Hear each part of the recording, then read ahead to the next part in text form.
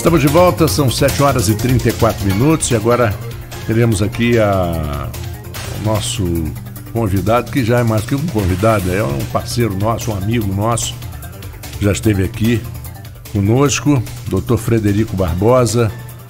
Bom dia, muito obrigado por estar conosco. Eu sei que é sempre uma dificuldade encontrar uma agenda, encontrar um espaço na agenda, mas estamos no mês de novembro e eu gostaria de começar com uma pergunta e daí a gente vai. É fato de que o homem é mais displicente do que a mulher no que diz respeito ao cuidado com a saúde, cuidado com o câncer, porque nós temos o Outubro Rosa e o mês de novembro é dedicado ao câncer de próstata, que é talvez a maior incidência no homem, né? No câncer de próstata. Como o senhor vê isso, por exemplo, botar na cabeça de muitos homens, né, que são preconceituosos, evitam de fazer o exame, diz que não vai fazer. Um bom dia para você. Bom dia, Marcos, Arnaldo, Beto, todos os ouvintes da 98.3. É sempre um prazer participar com vocês e prestando o serviço da informação. Exatamente. Né? Eu tenho absoluta convicção de que a informação é a melhor arma contra o câncer. Uhum. Toda vez que a gente fala sobre isso, a gente está combatendo a doença. Uhum. Então, isso que você colocou, eu acho que mudou muito já. Né? Que bom, né? Antigamente o homem tinha a questão da sociedade, né? O homem trabalhava, a mulher ficava mais em casa. Isso mudou, hoje as mulheres estão na rua e ocupando posições mais relevantes até do que nós, né? E elas são realmente excelentes, enfim, mais inteligentes habitualmente do que nós. E eu acho que isso mudou muito com a divulgação. A incidência, a gente sabe que a incidência do câncer, talvez isso crie uma imagem, ela é maior no homem do que na mulher. Mas a população masculina também é maior, né? Mas proporcionalmente os homens têm mais câncer, e tanto em incidência quanto em mortalidade. Uhum. Em relação ao câncer da próstata, ele realmente, o câncer mais comum no Brasil e no mundo é o câncer de pele. Uhum. Né? É porque quando a gente fala estatisticamente, esquece um pouco de câncer de pele, porque felizmente, na maioria das vezes, ele é curável com um procedimento local. Então é meio que deixado de lado, mas é uma coisa muito importante, na nossa região é muito importante. O Arnaldo tem um vínculo forte lá com São João da Barra, e São João da Barra tem uma população, né, de italianos que vieram para lá, holandeses, uma população clara, de olhos mais claros. Então ali tinha uma incidência muito alta de câncer de pele relacionado ao sol. Então a gente sabe que o câncer de próstata é realmente o câncer mais comum no homem, no Brasil, após o câncer de pele. Uhum. Doutor, Peraí, Arnaldo, pronto. Opa. E essa questão da incidência, né? O senhor falou que a incidência é maior no homem, mas parece que os casos de câncer têm aumentado demais. Isso é relacionado ao avanço da medicina em constatar esses casos, ou realmente há um aumento de incidência da doença a partir de alguns anos para cá? Sim, é importante historicamente a gente entender que as doenças aparecem com as mudanças dos hábitos de vida das pessoas, né? Isso é associado. Então, nós sabemos que com a civilização, com a revolução industrial, com a mudança das pessoas do meio rural para as cidades, com os aglomerados urbanos, uso do tabaco, uso do cigarro, atividade sexual mais liberada, tudo isso, a questão da manutenção, da conservação dos alimentos, de corantes, de produtos industrializados, de agrotóxicos. Então, todos esses fatores, por isso que a gente diz hoje que 70% a 80% dos casos de câncer são relacionados aos fatores ambientais. Então é como a gente vive, o sexo que se pratica, aquilo que se usa. Por isso que a doença aumenta dessa maneira vertiginosa no mundo inteiro. E infelizmente o câncer 2030 vai ser a principal causa de morte no mundo. Então, nós temos que estar preparados para isso. Nós temos que ter uma busca ativa disso, não no sentido, né, passivo, vamos ficar esperando a doença aparecer. Não, a gente precisa se informar, tomar medidas para evitar a doença e também buscar ativamente para se fazer o diagnóstico precoce muito cedo. É óbvio que o avanço da medicina também permitiu um diagnóstico mais cedo, então dá uma sensação de que a doença aumentou. E o câncer de próstata é um exemplo disso. Com o aparecimento de um exame de sangue, que é o PSA, que se dosa no sangue, é importante frisar que a elevação do PSA não quer dizer que seja câncer. Qualquer alteração na próstata, seja uma inflamação, seja um crescimento que é comum na idade acima dos 50 anos, pode elevar o PSA. Mas ele é um alarme. Então começou a se detectar câncer que não se sabia, né? Antigamente os pacientes ficavam idosos, só iam ao médico se ele tivesse alguma alteração urinária. Hoje não. Qualquer um vai, conversa até de mesa de bar, de brincadeira, qual é o seu PSA? Né? Ele se dosa isso. Então isso também colaborou um pouco com esse diagnóstico mais precoce. Parece aquela história, né, de que depois de uma certa idade, o papo principal, você não pergunta como vai, você pergunta onde dói, né? Isso, onde dói e como está o seu PSA. Como está o seu PSA? Vamos lá. Doutor Frederico, agora eu estava até comentando isso com o Marco ontem, que quando a gente fechou a entrevista sobre o tema, não parece, por mais que a gente fale, o senhor tenha dito aqui agora que os homens têm mudado muito essa questão, esse paradigma de que o homem não procura médico, embora eu que moro numa comunidade, como o senhor mesmo falou, mais afastada, vejo que não é bem assim ainda. Mas até mesmo as próprias campanhas, o Outubro Rosa, não parece que tem uma exploração midiática, de ações muito maior do que no Novembro Azul, até mesmo pela procura das mulheres nesses casos. O senhor vê que há alguma diferença nessa questão de campanha mesmo, de conscientização? Sim, eu acho que sim. Porque, do ponto de vista público, é importante a gente ser bem claro e bem sincero nas informações, embora às vezes isso choque um pouco o consenso geral. Existem políticas de recomendação de diagnóstico precoce que são formuladas pelos órgãos públicos, como, por exemplo, o INCA, que norteia toda a política de câncer no Brasil. E existem recomendações de entidades de saúde, médicas, né? As sociedades médicas, por exemplo, sendo claramente sociedade de urologia, seja americana de urologia, brasileira de urologia, enfim. Existe uma diferença do ponto de vista científico, às vezes. Por exemplo, o INCA recomenda, ele discute se o exame de prevenção, do diagnóstico precoce de câncer teria um valor na redução da sobrevida. Por quê? Você poderia estar fazendo muito diagnóstico que esses diagnósticos não redundariam em cura dos pacientes quando feito o diagnóstico precoce. Ou seja, seria um sobrediagnóstico. E isso é muito forte no câncer de próstata. Então, a recomendação, por exemplo, se você abrir o site do INCA e for ler, o que se recomenda para o homem acima de 50 anos? É que ele discuta com seu médico a possibilidade de fazer um exame urológico e um exame do PSA. Então, isso perde um pouco a força do movimento. Em relação ao Outubro Rosa, é diferente, porque muda a história da doença. Se você faz um diagnóstico precoce do câncer de mama, essa paciente tem uma chance absoluta de ficar curada. Então é completamente diferente. Então o peso da recomendação, por exemplo, da mamografia, é fundamental. Muito diferente, por exemplo, do exame de PSA. Então, eu acho que entra muito disso, sabe? Desse peso e o empenho que a comunidade divulga isso e as entidades reforçam essas campanhas. Eu ouvia sempre que o exame de próstata, o famoso exame de toque, deveria se iniciar quando o homem completa 40 anos. Eu sempre ouvi isso na época, né? E não sei, hoje já estendeu isso um pouco para 50 anos? A gente pode guardar do ponto de vista geral o seguinte: o câncer de próstata A recomendação é acima dos 50 anos. Certo.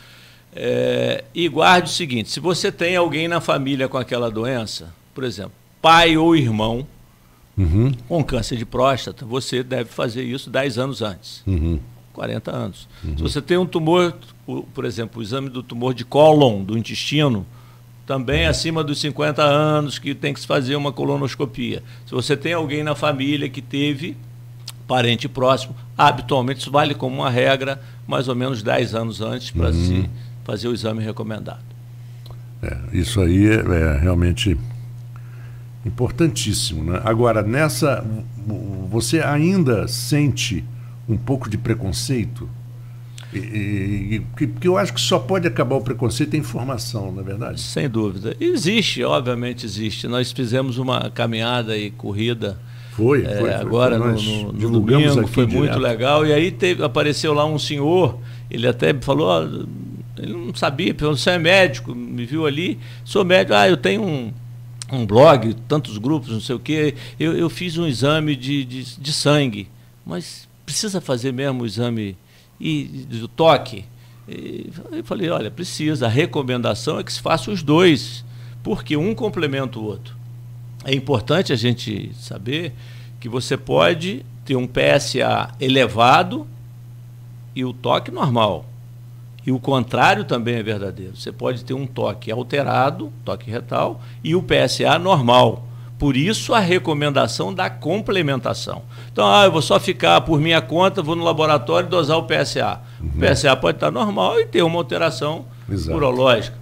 Então, a recomendação é que após os 50 anos se faça uma avaliação com o urologista para se fazer, então, o exame urológico e a dosagem do PSA. Se o urologista julgar conveniente, o passo a seguir seria fazer uma biópsia.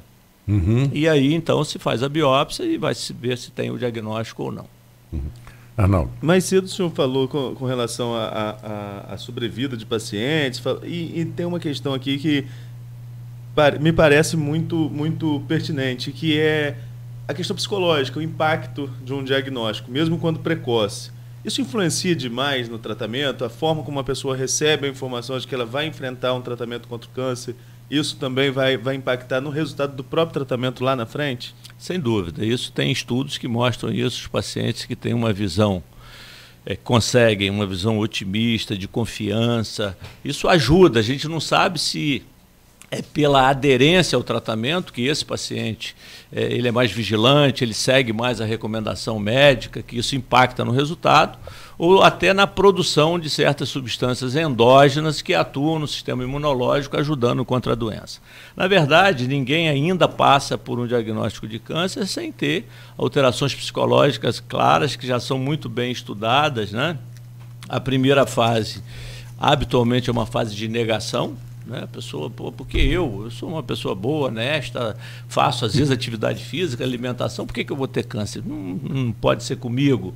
Depois entra uma fase de raiva e negociação. Às vezes a pessoa tem raiva de todo mundo, raiva de onde ele trabalhou, acha que pode ser relacionado ao trabalho, às vezes raiva da própria equipe médica, até que alguns, e o desejável, chegam numa fase de aceitação. Então é muito importante que a equipe médica e a família, e às vezes isso é muito mais forte na família do que no paciente. Nós, oncologistas, recebemos semanalmente familiares de pacientes completamente abalados com o diagnóstico do familiar, né? E às vezes querendo que não informe a pessoa, porque acha que pode ter algum tipo de problema. Então é muito importante que a equipe médica, a equipe toda de saúde esteja preparado para isso, porque às vezes um momento do paciente de irritação, uma resposta mal colocada, um exame que não é feito, isso está relacionado ao momento psicológico que o paciente está vivendo, de raiva, de não aceitação. Então você precisa muito mais do que atrito, compaixão, entendimento, orientação psicológica para que ele ultrapasse esse período. Aconteceu de uma certa forma comigo. Minha filha teve e me esconderam. Agora, quem que me escondeu? A minha mãe, que hoje tem 95 anos, mas me escondeu.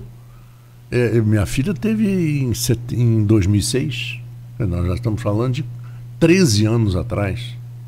Né? O que acontece, Marcos, não pode esconder do paciente. Não, é? Não, claro. Hoje está muito claro que o paciente tem direito à informação.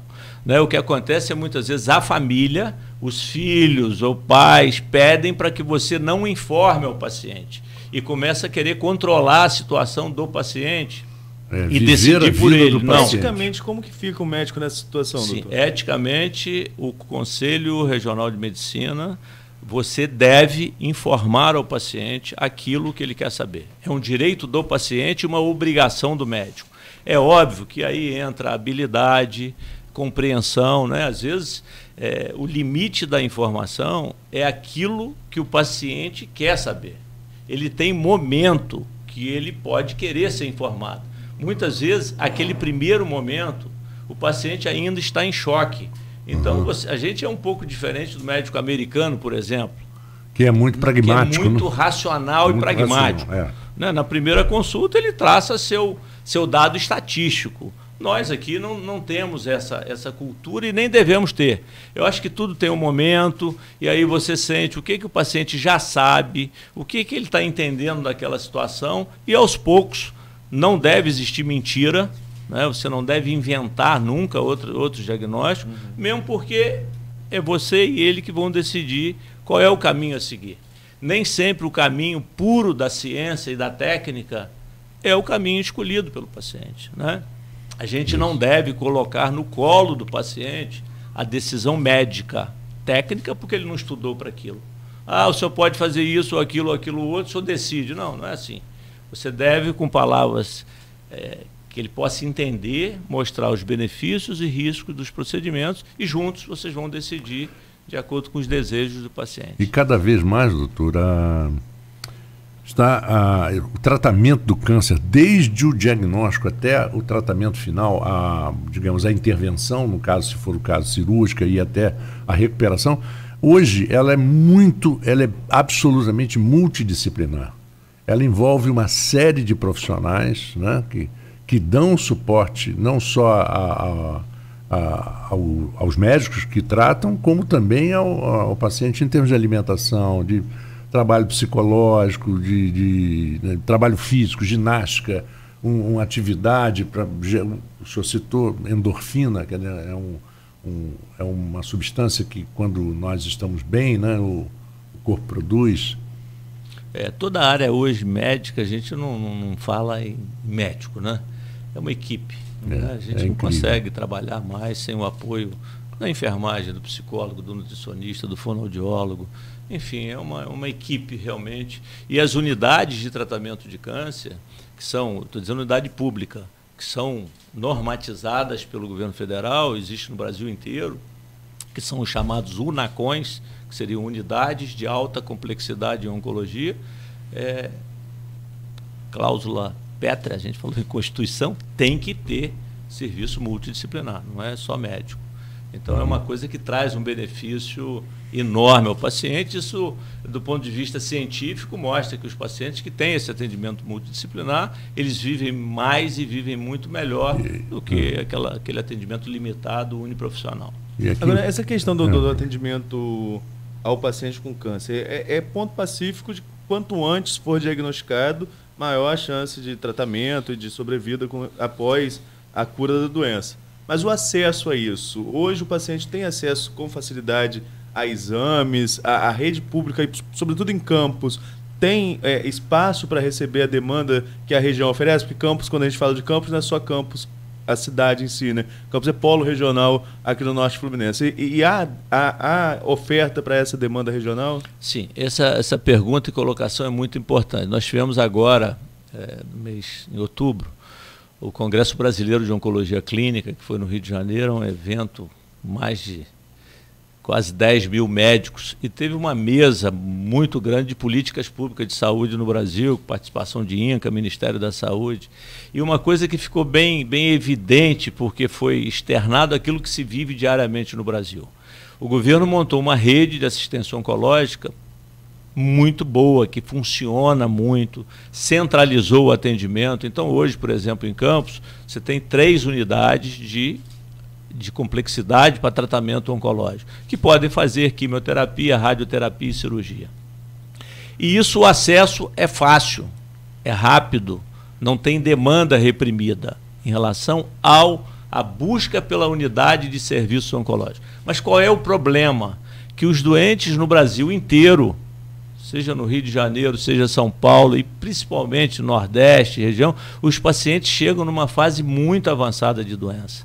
Ou seja, o acesso ao serviço básico, o acesso é muito ruim, é muito precário em todos os lugares. Então, o acesso para mamografia, o acesso para ir à urologia, o acesso para fazer colonoscopia acima dos 50 anos. Então, isso é muito ruim.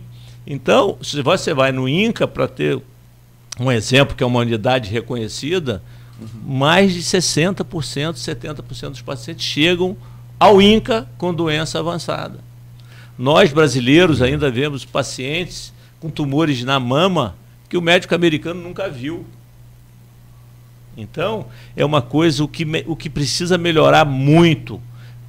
Uma das medidas é isso que a gente está fazendo. E aí eu acho que a importância da campanha, Arnaldo, porque você divulga e você cria consciência e você diz que as pessoas têm o direito de questionar e exigir aquilo. Porque é um direito constitucional. A gente sabe que é difícil, mas é obrigação. Então, o que acontece é isso. A gente precisa melhorar muito o acesso dos pacientes às unidades básicas para fazer o diagnóstico precoce da doença. Em Campos nós temos o Álvaro Alvim. Sim, em Campos são 3 unidades. Tem o Hospital Escola Álvaro Alvim, tem o Hospital Dr. Beda e tem o Hospital da Beneficência Portuguesa. São as 3 unidades de alta complexidade de oncologia, que atendem pelo SUS, tem porta aberta, não tem nenhum tipo de dificuldade de acesso, de demora. A gente sabe que existe, eu não estou falando de mundo perfeito, não. Estou dizendo, existem dificuldades inerentes ao modelo. Né? É o modelo. Aliás, pelo que o senhor está falando, eu quero entender um pouquinho. O senhor diz que a dificuldade está no passo anterior. Sim. Os pacientes são encaminhados para lá, eles chegam muito rápido. Só que muitos chegam numa fase que percorreram há 6 meses, há 12 meses. Muitas vezes é fato por falta de informação do paciente, por negação do paciente, por não busca do paciente. Não é só falha do sistema, é falha do sistema também e principalmente. E aí aqui, informação.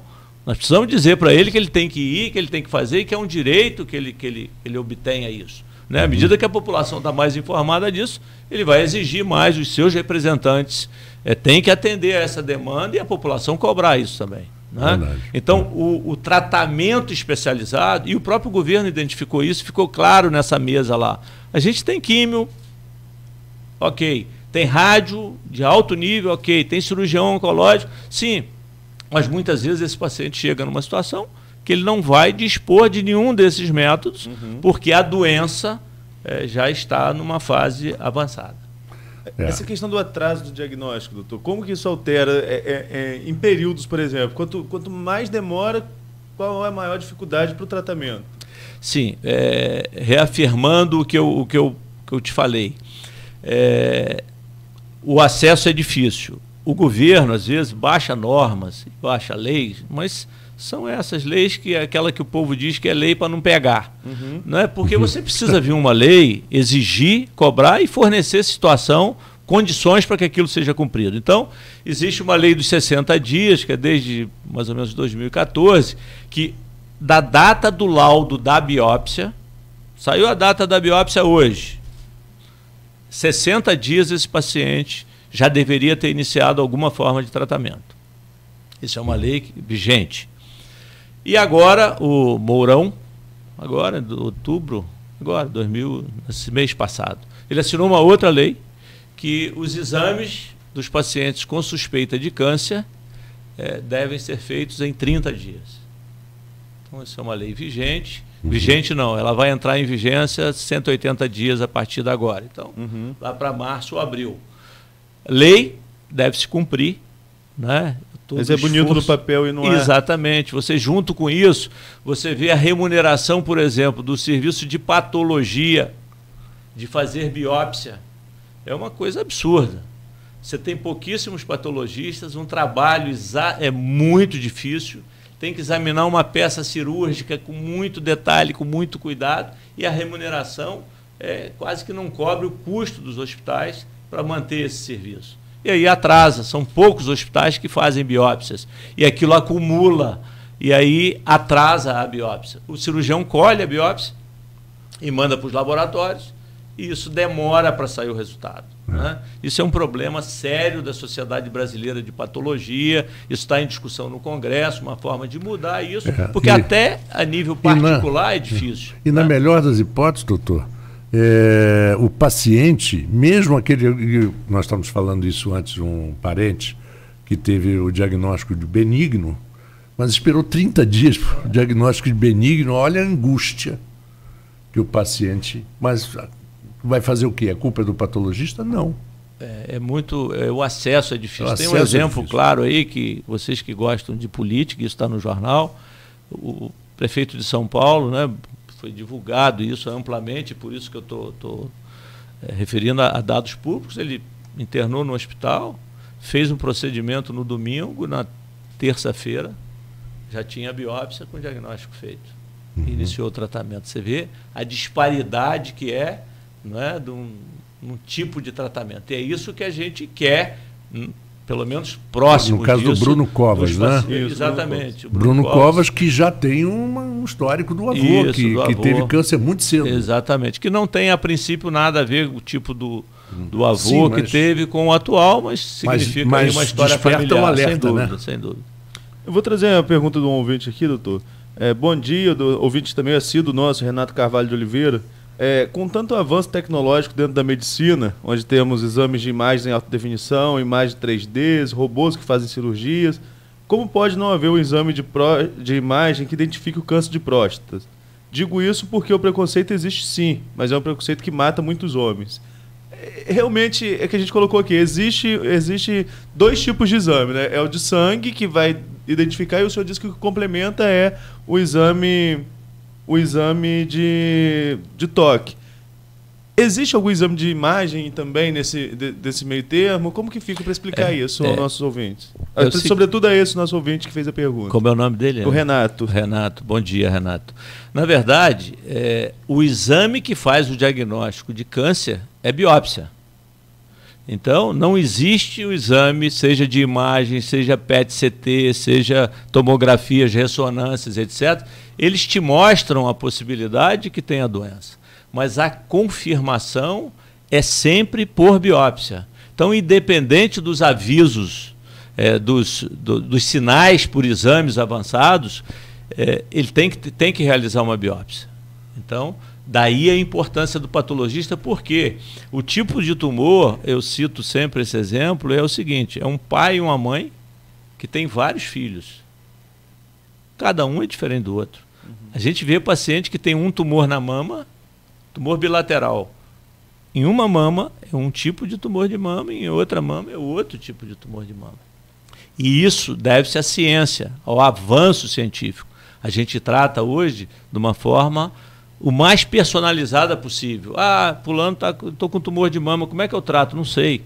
Isso depende do que a gente tem estudos para fazer, o que aquele tumor responde a quê. É exatamente o exemplo da família. Aquele filho que é um pouquinho mais agressivo, mas você vai tratar de uma forma mais também correspondente. O outro já é mais tranquilo, e aí isso é assim com a doença. Daí a importância da biópsia. O avanço médico, conforme o Renato colocou, existe para diagnosticar presunção precocemente, para estadiar a doença, saber se ela está localizada ou está em outro lugar, mas é imprescindível e é questão obrigatória. Você não pode tratar um paciente com quimioterapia, com radioterapia, exceto exceções assim, bastante restritas, tem que ter a biópsia. Agora, Marco, não sei como está o tempo aí, se a gente vai com... Podemos ir até o quê? O nosso próximo já chegou? Está preso no trânsito. Está preso no trânsito. Acho que a gente pode virar um bloco aí, a gente vai outro até umas 8h15 com o doutor. Podemos fazer então um bloco intervalo agora e voltamos ainda com algumas perguntas a mais para o Dr. Frederico. Daqui a pouquinho no Folha no Ar, primeira edição. A rede de drogarias Leopoldina, hoje com 10 lojas.